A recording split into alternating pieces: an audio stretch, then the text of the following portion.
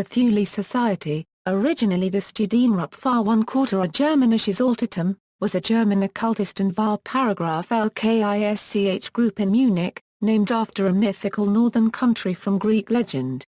The society is notable chiefly as the organization that sponsored the Deutsche Arbeiterpartei, which was later reorganized by Adolf Hitler into the National Socialist German Workers' Party. According to Hitler biographer Ian Kershaw, the organization's membership list reads like a who's who of early Nazi sympathizers and leading figures in Munich, including Rudolf Hess, Alfred Rosenberg, Hans Frank, Julius Lehmann, Gottfried Feder, Dietrich Eckart, and Karl Harrer. However, Nicholas Goodrich Clark contends that Hans Frank and Rudolf Hess had been Thule members, but other leading Nazis had only been invited to speak at Thule meetings or were entirely unconnected with it.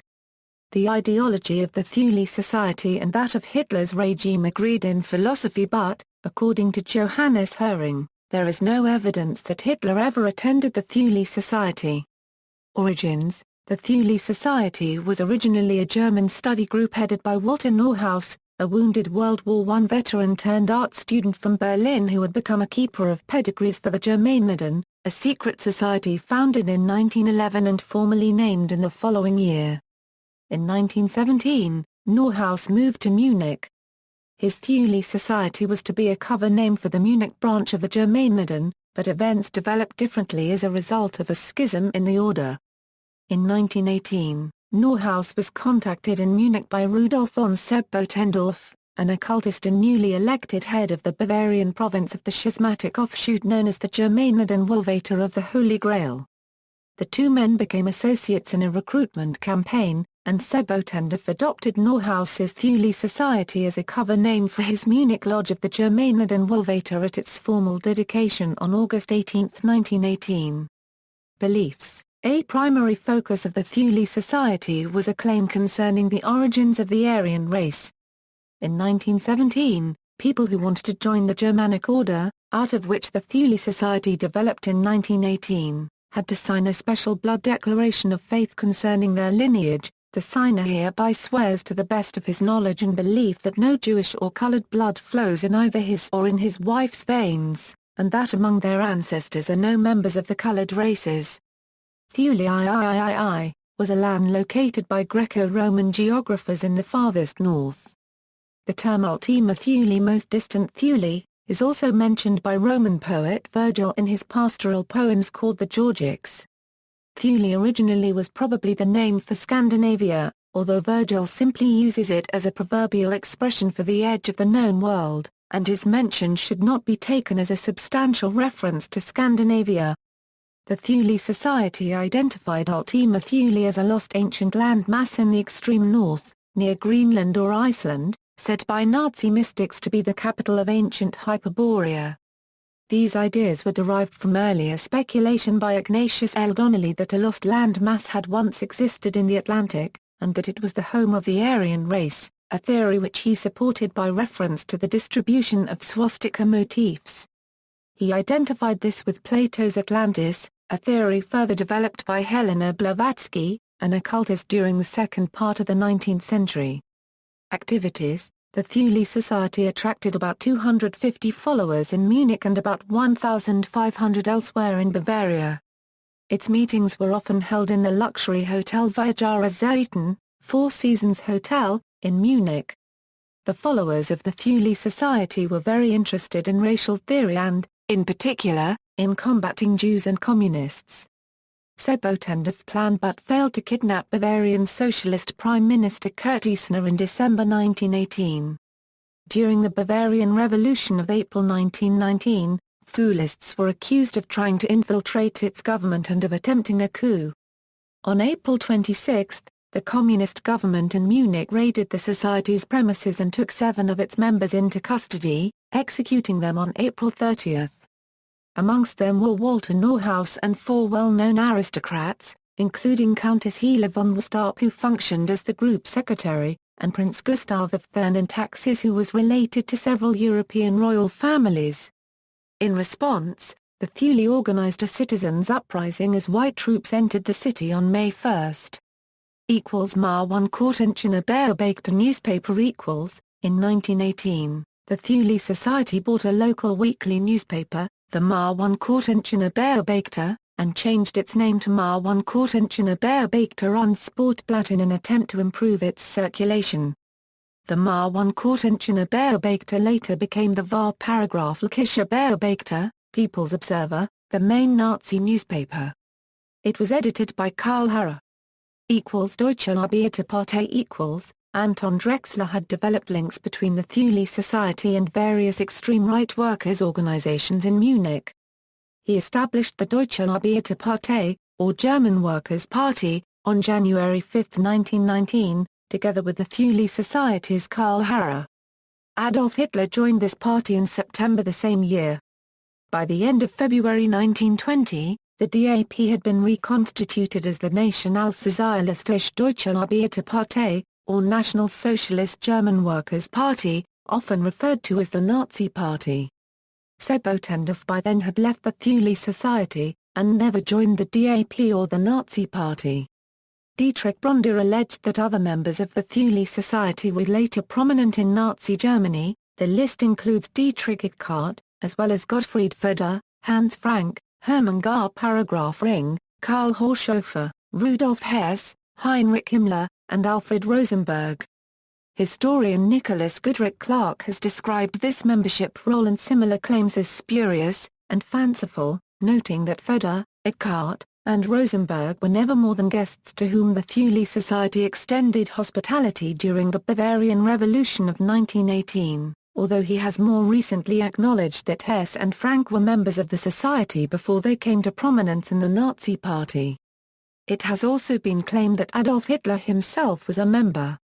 Evidence on the contrary shows that he never attended a meeting, as attested to by Johannes Höring's Diary of Society meetings. It is quite clear that Hitler himself had little interest in, and made little time for, esoteric matters. Wilhelm Lafosse and Max C. Selman were Thule members who later joined the NSDAP.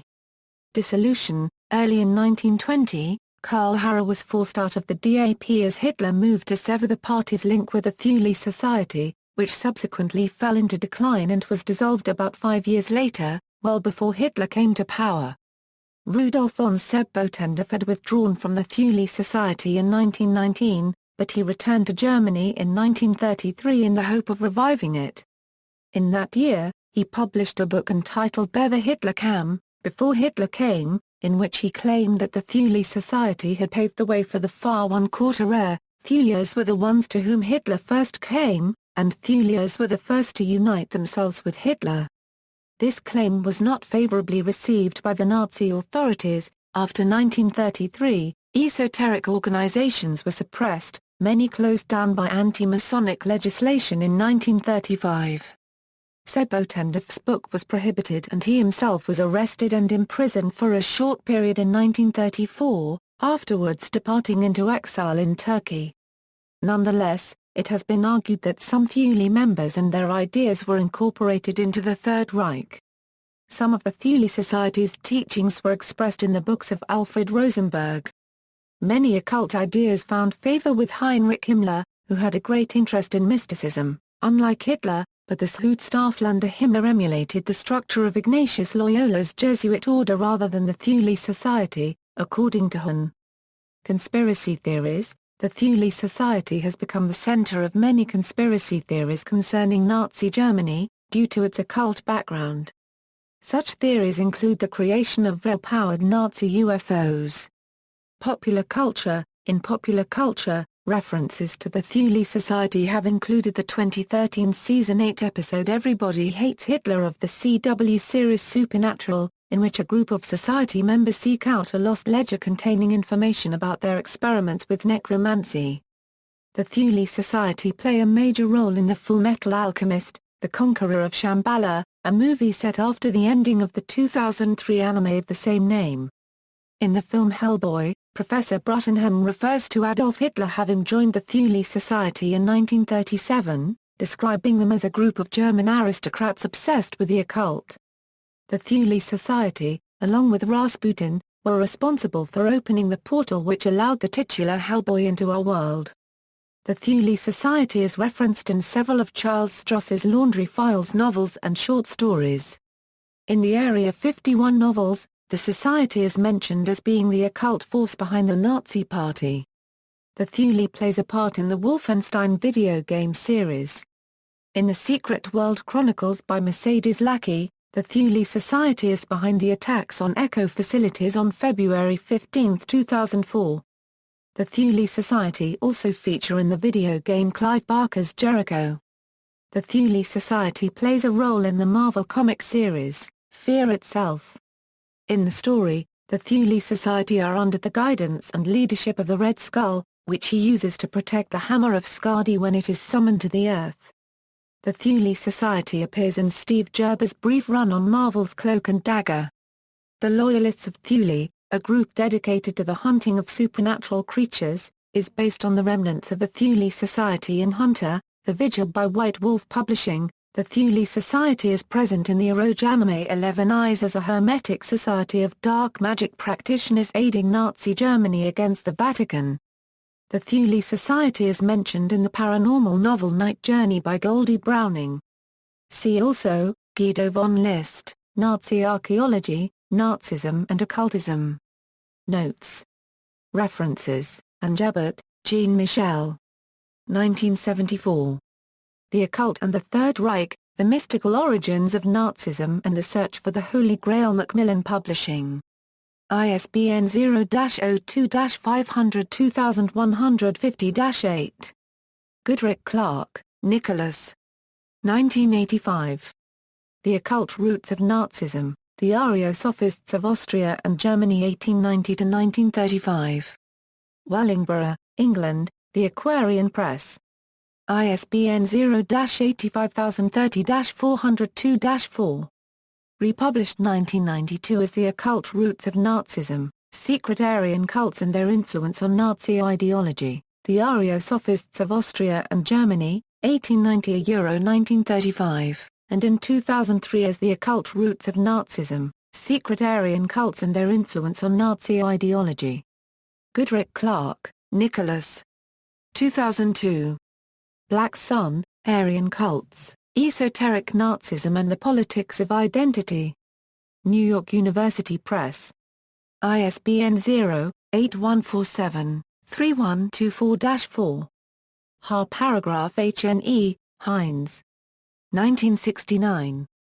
The Order of the Death's Head, The Story of Hitler's SS. Martin Secker and Warburg. ISBN 0-14-139012-3. Jacob, Frank. 2010. Die Thule Gesellschaft. Uni edition. ISBN 3-942171-00-7. Jacob, Frank, Die Thule Gesellschaft und die Kokuriakai, Chaim Zelaftnim Global Historischen Vergleich, Car Paragraph Nixhausen and Newman, Wang Quarter LZBURG, 2012. ISBN 978-3826049,095, Phelps, Reginald H. 1963. Before Hitler Came, Thule Society and Germain Norden. Journal of Modern History 35, 3, 245–261. ISSN 0022-28013501. Skorzeny, Otto, T.R. Johnston, David. 1995. My Commando Operations. ISBN 0-88740-718-8. Further reading, Gilbert, Herman 1994. Die Thule Gesellschaft. Kieseling Verlag. ISBN 3-930423-00-6. Hale, Christopher. 2003. Himmler's Crusade, The True Story of the 1938 Nazi Expedition into Tibet. London, Transworld Publishers. ISBN 0-593-04952-7. Kershaw, Ian 2001. Hitler 1889–1936, Hubris. Penguin. ISBN 0-14-013363-1. Sklar, Dusty. 1977. The Nazis and the Occult. Dorset Press, New York. 188 pages. ISBN 0-88029-412-4. Peter Lavender. 2007. Unholy Alliance.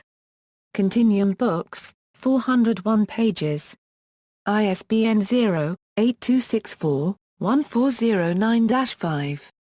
External links, http://www.relinfo.info html Sebotendorf